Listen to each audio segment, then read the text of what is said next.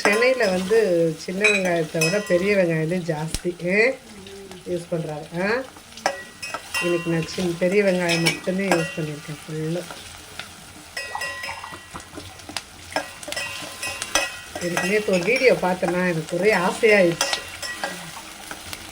சென்னையில் இப்படி இவ்வளோ காய் வெட்டி இவ்வளோ தக்காளி வெங்காயம் வெட்டி அப்படியே வச்சு பண்ணுறாங்களே, சரி நம்மளும் இதே மாதிரி பண்ணணும். அப்போ டேஸ்ட் எப்படி வரும்? அப்போ டேஸ்ட் நல்லா தானே இருக்கும்.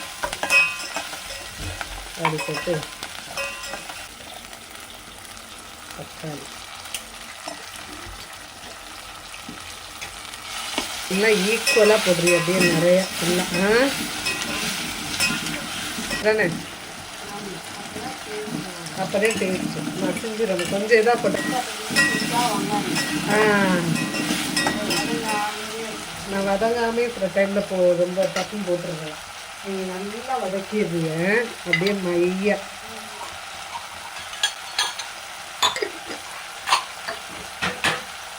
காரக்குழம்பு வைக்கிறேன்.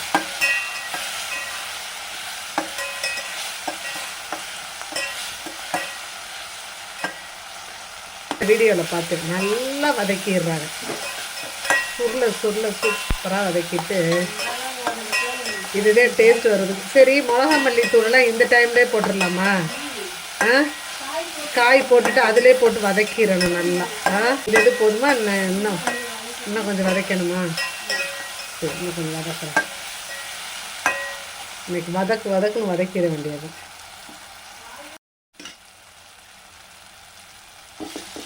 இந்த கத்திரிக்காய், முள்ளங்கி, கேரட்டு, மாங்காய், உருளைக்கிழங்கு எல்லாம் காய் போட்டிருக்கேன். இது சென்னை ஸ்பெஷல். இனிமேல் ஒரு சமையலாக போடப்படும். இதை நல்லா வதக்கிக்கணும். உப்பு பத்தலைன்னா கொஞ்சம் நல்லா நம்ம போட்டுக்கணும். சூப்பராக வதங்கி வச்சு பாருங்க, நல்லா கருப்பியாச்சு. இப்போ இதுக்கு நேரம் நம்ம இன்னும் கொஞ்சம் உப்பு போட்டுக்கலாம். ஃபஸ்ட்டு நம்ம வெங்காயத்துக்கு போட்டோம், இப்போ கொஞ்சம் இது கொஞ்சம் உப்பு போட்டுக்கலாம். இப்போ நமக்கு கால் வேக்காடு வெந்துருச்சு. இப்போ நம்ம மிளகா மல்லித்தூள் எல்லாம் கலந்தது போட்டுக்கலாம். போட்டு அது ஒரு 2 நிமிஷம் நல்லா வதங்கட்டும். இவ்வளோதுக்கு ஒரு 2 ஸ்பூன் போட்டுக்கிறேன். எல்லாமே கலந்தது. நான் தனி மிளகாத்தூள் போடலை. இதில் எல்லாமே கலந்தது போட்டிருக்கு. இதை நம்ம நல்லா இப்போ வதக்கி விட்டுக்கலாம். இது இந்த காய் எல்லாம் சேர்ந்து நல்லா வதங்கணும்.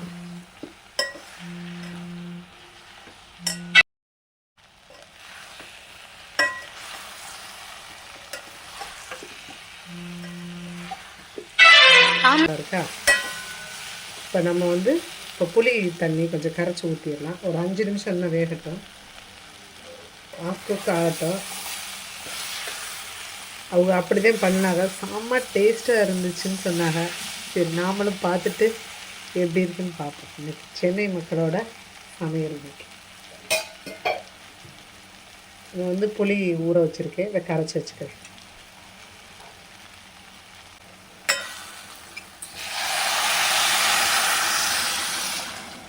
மாங்காய் வேறு போட்டிருக்கோம், அதனால் கொஞ்சம் பார்த்து பண்ணிக்கணும். ஏன்னா அது ரொம்ப புளிப்பு இருக்கும். இந்த இவ்வளோ போட்டிருக்கேன். எனக்கு நேற்று அந்த வீடியோ பார்க்கும்போது ரொம்ப ஆசையாக இருந்துச்சு. அவங்க செஞ்ச விதம் செம்மையாக இருந்துச்சு, டேஸ்ட்டு. ஆனால் இப்போ நம்ம அப்படியே காரைக்குடி ஸ்டைல் போனோம்னா இதில் கருவாடு போட்டோம்னா அல்டிமேட்டாக இருக்கும். நாம் இப்போ வெறும் காரக்குழம்பு தான் வைக்க போகிறோம். இப்போ உப்பு செக் பண்ணிக்கலாம். தண்ணியும் இப்போ தேவையான அளவு விட்டுக்கோங்க. உப்பு கொஞ்சம் பத்தலை, ஆனால் டேஸ்ட்டு செம்மையாகவே நல்லா இருக்குங்க. இப்போவே இந்த இவ்வளோ உப்பு போட்டுக்கிறேன். தண்ணி இன்னும் கொஞ்சம் நான் விட்டுக்கிறேன், ஏன்னா நமக்கு வெந்து வர்றதுக்கு சரியாக இருக்கும். போதும். நான் இன்றைக்கி ரொம்ப கெட்டியாக வச்சு சாப்பிடணுன்னு ஆசைப்பட்றேன். செம்மையாக இருக்குங்க.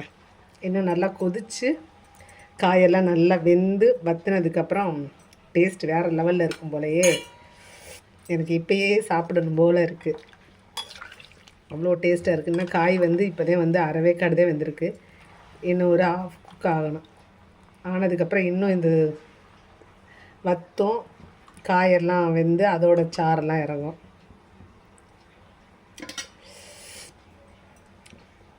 இது அப்படியே வெந்துக்கிட்டு இருக்கட்டும். நான் அதுக்கப்புறம் இந்த சைடே இறால் தொக்கு கொஞ்சம் பண்ண போகிறேன். ஏன்னா எனக்கு கொஞ்சம் காரம் கூடுதலாக வேணும் போல் இருக்குது. இப்போ பாருங்கள், அல்டிமேட்டாக இருக்குது. சாதத்தில் ஊற்றி ஒரே ஒரு அப்பளம் மட்டும் வச்சுக்கிட்டா போதும் ஃப்ரெண்ட்ஸ், சூப்பராக இருக்கும். பாருங்கள் ஃப்ரெண்ட்ஸ், சூப்பராக வெந்துருச்சு பாருங்கள். காயெல்லாம் நல்லா வெந்துருச்சு. ஆமாம், காய் சூப்பராக வெந்துருச்சா? எல்லா காயுமே வெந்துருச்சு, மாங்காய் எல்லாமே வெந்துருச்சு. செம்ம டேஸ்ட்டாக இருக்குது. இப்படியே சாதத்தில் ஊற்றி சாப்பிட்டோம்னா அவ்வளோதான், முடிஞ்சிருச்சு ஆல்மோஸ்ட். டேஸ்ட்டும் பார்த்துட்டு உங்கள் முன்னாடி இன்னொருக்கா பார்த்துட்றேன். அல்டிமேட். இப்போ நான் வந்து கொத்தமல்லி இதில் போட்டு இறக்கிடுறேன், அவ்வளோதான்.